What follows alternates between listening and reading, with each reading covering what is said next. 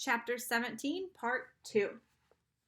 With some spare change from Aries' backpack, we took the bus into West Hollywood. I showed the driver the underworld address slip I'd taken from Auntie M's Garden Gnome Emporium, but he'd never heard of DOA recording studios. So, DOA, that's what cops and medics use for the term. It means dead on arrival. So there's irony in the fact that they're looking for the entrance and it's dead on arrival and they're trying to get to Hades. So anyways. So, you remind me of somebody I saw on TV, he told me. You a child actor or something? I'm a stunt double for a lot of child actors. Oh, that explains it. We thanked him and got off quickly at the next stop. We wandered for miles on foot looking for DOA. Nobody seemed to know where it was. It didn't appear in the phone book. Twice we ducked into alleys to avoid cop cars. I froze in front of an appliance store window because the television was playing an interview with somebody who looked very familiar. My stepdad, Smelly Gabe. He was talking to Barbara Walters. I mean, as if he were some kind of huge celebrity. She was interviewing him in our apartment in the middle of a poker game, and there was a young blonde lady sitting next to him patting his hand. A fake tear glistened on his cheek. He was saying, "Honest, Mrs. Walters, if it wasn't for Sugar here, my grief counselor, I'd be a wreck. My stepson took everything I cared about. My wife, my Camaro. I'm sorry, I'm having trouble talking about it." There you have it, America, Barbara Walters turned to the camera. A man torn apart, an adolescent boy with serious issues. Let me show you again the last known photo of this troubled young fugitive taken a week ago in Denver. The screen cut to a grainy shot of me, Annabeth, and Grover standing outside the Colorado diner talking to Aries. Who are the other children in this photo? Barbara Walters asked dramatically. Who is the man with them? Is Percy Jackson a delinquent, a terrorist, or perhaps the brainwashed victim of a frightening new cult? When we come back, we chat with the leading child psychologist. Stay tuned, America. Come on, Grover told me. He hauled me away before I could punch a hole in the appliance store window. It got dark and hungry-looking characters started coming out on the streets to play. Now, don't get me wrong. I'm a New Yorker. I don't scare easy. But L.A. had a totally different feel from New York. Back home, everything seemed close. It didn't matter how big the city was, you could get anywhere without getting lost. The street pattern in the subway made sense. There was a system to how things worked. A kid could be safe as long as he wasn't stupid. L.A. wasn't like that. It was spread out, chaotic, hard to move around. It reminded me of Aries. It wasn't enough for L.A. to be big. It had to prove it was big by being loud and strange and difficult to navigate, too.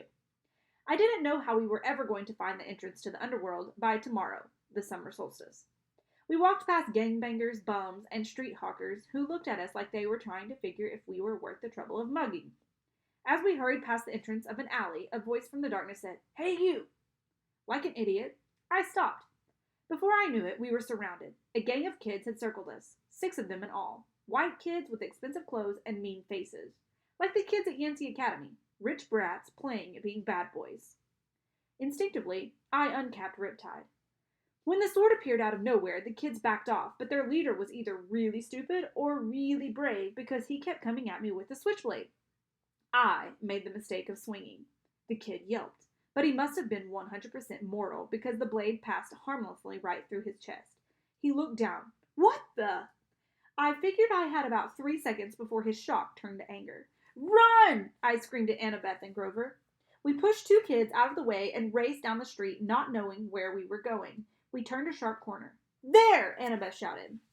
Only one store on the block looked open, its windows glaring with neon. The sign above the door said something like Krusty's Waterbed Palace. It's all messed up because it's saying he's dyslexic and he can't read it. Krusty's Waterbed Palace? Grover translated. It didn't sound like a place I'd ever go except in an emergency, but this definitely qualified. We burst through the doors, ran behind a waterbed, and ducked. A split second later, the gang ran past us outside. I think we lost them, Grover panted. A voice behind us loomed. Lost who? We all jumped.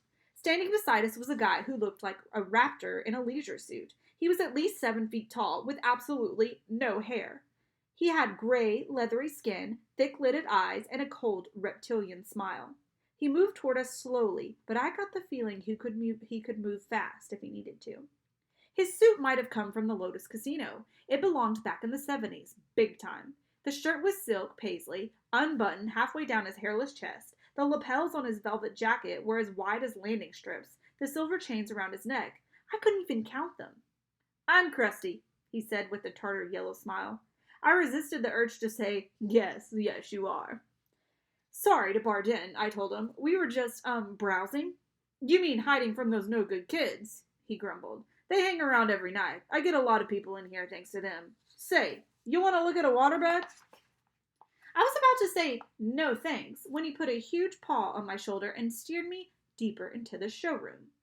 There was every kind of waterbed you could imagine. Different kinds of wood, different patterns of sheets, queen size, king size, emperor of the universe size. This is my most popular model. Krusty spread his hands proudly over a bed covered with black satin sheets and built-in lava lamps on the headboard. The mattress vibrated so it looked like an oil-flavored jello. It's disgusting. Million hand massage, Krusty told us. Go on, try it out. Shoot, take a nap. I don't care. No business today anyway. I don't think... Million hand massage, Grover cried and dove in. Oh, you guys, this is cool. Krusty said, stroking his leathery chin. Almost. Almost what? He looked at Annabeth. Do me a favor and try this one over here, honey. Might fit. Annabeth said, but what? He patted her reassuringly on the shoulder and led her over to the Safari Deluxe model with teakwood lions carved into the frame and a leopard pattern comforter. When Annabeth didn't want to lie down, Krusty pushed her. Hey, she protested. Krusty snapped his fingers. Ergo! Ropes sprang from the sides of the bed, lashing around Annabeth, holding her to the mattress. Grover tried to get up, but ropes sprang from his black satin bed too, and lashed him down. Not cool! He yelled, his voice vibrating from the million hand massage. Not cool at all! The giant looked at Annabeth, then turned toward me and grinned. Almost. Darn it.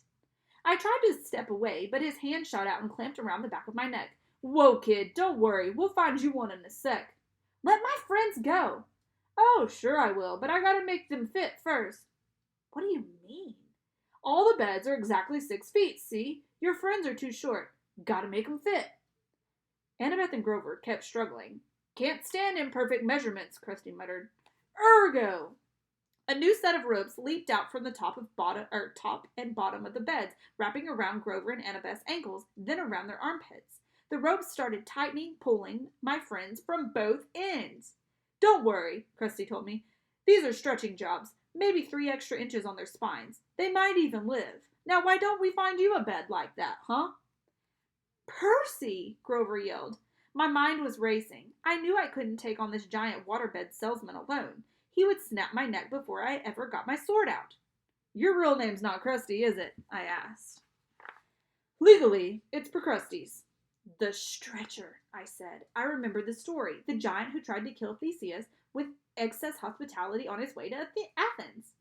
Yeah, the salesman said, but who can pronounce Procrustes? Bad for business. Now, Krusties, anybody can say that. You're right. It has a good ring to it. His eyes lit up. You think so? Oh, absolutely. And the workmanship on these beds, it's fabulous.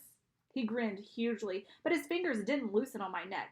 I tell my customers that every time. Nobody bothers to look at the workmanship. How many built-in lava lamp headboards have you seen? Not too many. That's right. Percy, what are you doing? Annabeth yelled. Don't mind her, I told Krusty. She's impossible.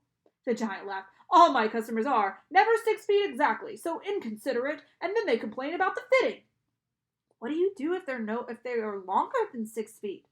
Oh, that happens all the time. It's a simple fix.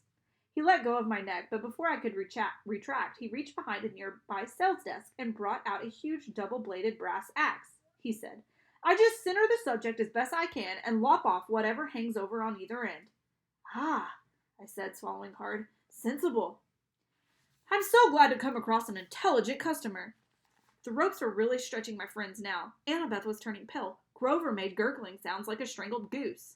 So, Krusty, I said, trying to keep my voice light. I glanced at the sales tag on the Valentine-shaped honeymoon special. Does this one really have dynamic stabilizers to stop wave motion?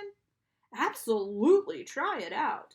Yeah, maybe I will. But would it work for even a big guy like you? No waves at all? Guaranteed. No way. Show me. He sat down eagerly on the bed, patted the mattress. No way, see? I snapped my fingers. Ergo. Ropes lashed around Krusty and flattened him against the mattress. Hey! He yelled. Center 'em just right, I said. The ropes readjusted themselves at my command. Krusty's whole head stuck out the top. His feet stuck out the bottom. No! Wait! This is just a demo! I uncapped Riptide. A few simple adjustments. I had no qualms about what I was about to do. If Krusty were human, I couldn't hurt him anyway. If he was a monster, he deserved to turn into dust for a while. You drive a hard bargain, he told me. I'll give you 30% off on selected floor models. I'll start with the top. I raised my sword. No money down, no interest for 6 months. I swung the sword. Krusty stopped making offers. I cut the ropes on the other beds. Annabeth and Grover got to their feet, groaning and wincing and cursing me a lot. You look taller, I said. Very funny, Annabeth said. Be faster next time. I looked at the bulletin board behind Krusty's sales desk. There was an advertisement for Ermy's delivery service and another for the all-new compendium of LA area monsters. The only monstrous yellow pages you'll ever need. Under that, a bright orange flyer for DOA recording studios, offering commissions for hero souls. We are always looking for new talent. DOA's address was right underneath with the map. Come on, I told my friends. Give us a minute, Grover complained. We were almost stretched to death. Then you're ready for the underworld, I said. It's only a block from here. And that's that. I love that chapter when he chops his head off. And, anyways. And then they're headed to the underworld. And it's only a block from here. So we'll see what happens when they get there in chapter 18 called Annabeth Does Obedience School. So there's that.